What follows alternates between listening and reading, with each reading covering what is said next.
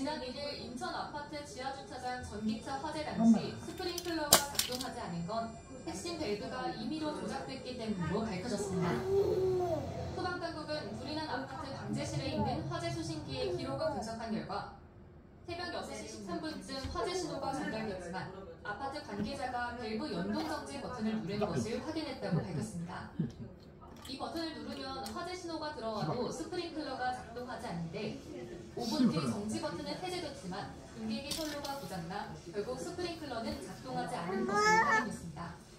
밸브 작동이 멈춘 가운데 장치에 천천히 불에 타면서 화재 신호가 전달되지 않은 것으로 소방당국은 추정했습니다. 외부 전문가들도 소방 시도에 저장돼 있던 물이 90% 이상 채워져 있고 펌프 주변에 물이 튄 흔적이 발견되지 않은 점을 바탕으로 스프링클러가 작동하지 않았을 것으로 봤습니다.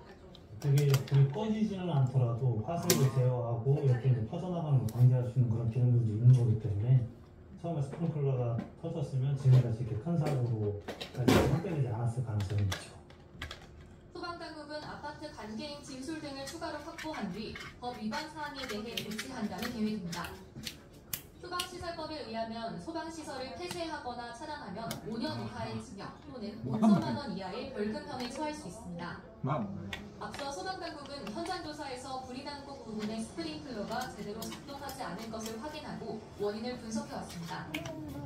이런 가운데 화재가 난 아파트에는 여전히 전기와 수도 공급이 원활하지 않아 주민 600여 명이 열흘 가까이 임시대피소 생활을 이어가고 있습니다.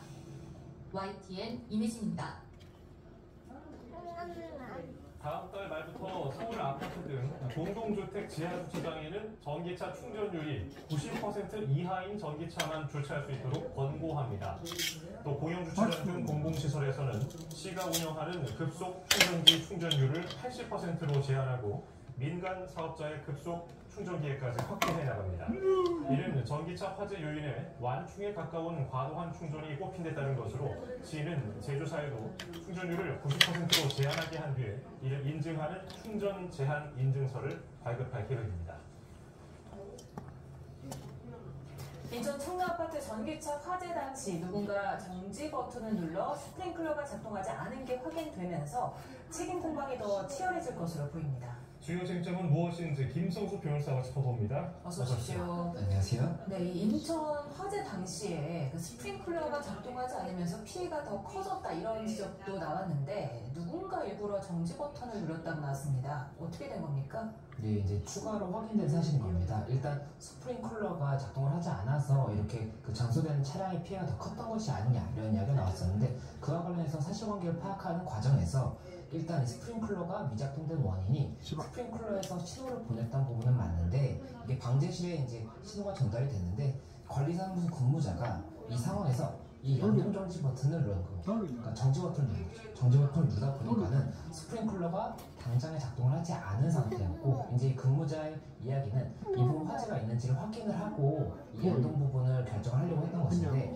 확인을 한 5분 사이에 그때는 이미 배관이 다 녹아버린 거죠. 그렇다 보니까는 이 부분 해제 버튼을 눌렀는데도 스프링클러가 작동을 하지 않아서 결국은 이렇게 조금 더 피해가 커진 것이 아니냐 이런 얘기가 나오다 보니까는 여러 가지 또 가능성이 나오는 상황입니다. 왜 근데 눌렀던 걸까요, 처음에는? 네, 일단 근무자의 이야기로 알려진 부분은 그 화재가 일단 오작동했을 수가 있지 않습니까? 그럼 만약에 오작동했다라고 한다면 만약에 주민들이 그 부분을 놀랄 수도 있기 때문에 이 부분 확인을 하고 이제 연동 여부를 결정하려고 했다는 것이고 아무래도 실제로 이렇게 아파트 내에서 큰 화재가 발생하는 경우가 많지 않다 보니까는 오작동의 가능성이 있다라고 판단했던 것이 아닌가 생각이 됩니다. 예.